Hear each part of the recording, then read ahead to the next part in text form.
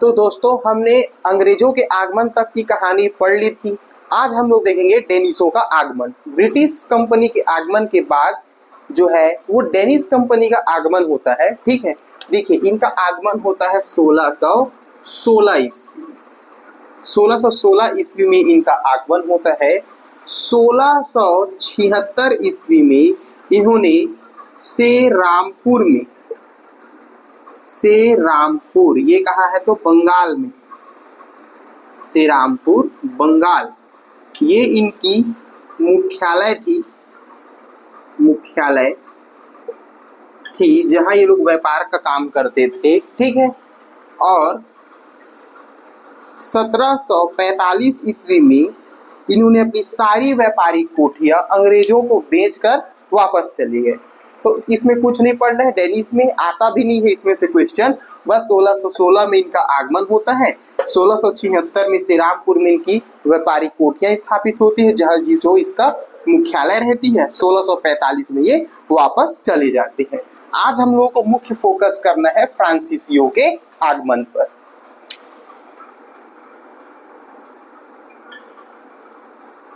Francis, देखिए 1664 ईस्वी की हम बात करते हैं। 1664 ईस्वी। अच्छा, इसमें भारत का शासक कौन था? औरंगजेब। क्लियर है।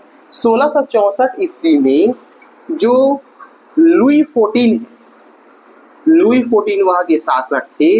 इनके मंत्री थे कोलबर्ट जाते हैं लुई फोर्टीन के पास और बोलते हैं कि हमें भी पूर्व के साथ व्यापार करना चाहिए। और इससे फिर 1664 ईस्वी में एक कंपनी की स्थापना होती है, फ्रेंच ईस्ट इंडिया कंपनी का। ठीक है, तो 1664 में कोलबर्ट के प्रयास से इनकी कंपनी बनती है, फ्रेंच ईस्ट इंडिया कंपनी। ठीक है, फिर 1667 ईस्वी में, ठीक है, फ्रांसीसी व्यापारी, क्या नाम था उनका? कैरो जो है वे भारत आए और 1668 ईस्वी में सूरत में इनकी पहली कोठियां स्थापित होती है। क्लियर है यहाँ तक की बात? तो किनके प्रयास से सूरत में फैक्ट्री स्थापित हुई? कैरो के प्रयास से। कंपनी किसके प्रयास से बनी? कोलबर्ट के प्रयास से। अब मैप के माध्यम से इनकी और भी कोठियों के बारे में देखते हैं कि कहां कहां इन्होंने अपनी व्यापारिक कोठियां स्थापित की थी। देखिए, अभी तक हमने क्या कहा? यहाँ सूरत में व्यापारिक कोठी स्थापित हो चुकी है 1668 ईस्वी में। अब आंध्र प्रदेश के तट पर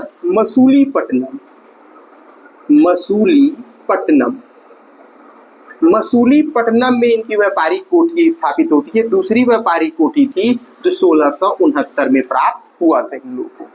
अब यहाँ पे देखना, यहाँ पे थे उस समय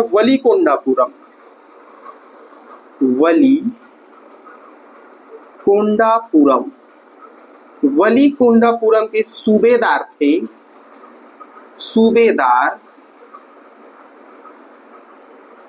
शेर खान। इनके द्वारा एक गांव जो है वो फ्रांसीसियों को दिया गया और ये गांव आगे चलकर कहलाया पांडिचेरी। तो पांडिचेरी में फिर इन्होंने व्यापारिक कोठी खोली थी 1668 ईस्वी में। क्लियर है। और यहाँ पर एक किला बनाया था, उस किले का नाम था फोर्ट लुई। ठीक है, अपने राजा के नाम पर इन्होंने जो है वो फोर्ट लुई किला बनाया था। क्लियर है इतना? ठीक है, अब देखते हैं, अब बंगाल में आ जाइए। बंगाल के उस समय शासक थे शाइस्ता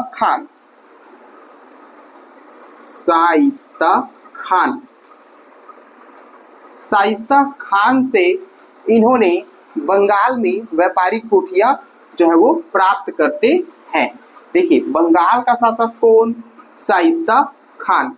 और शाइस्ता खान से इन्होंने जो है वो गांव प्राप्त किया और इस गांव का नाम था चंद्रगिरी।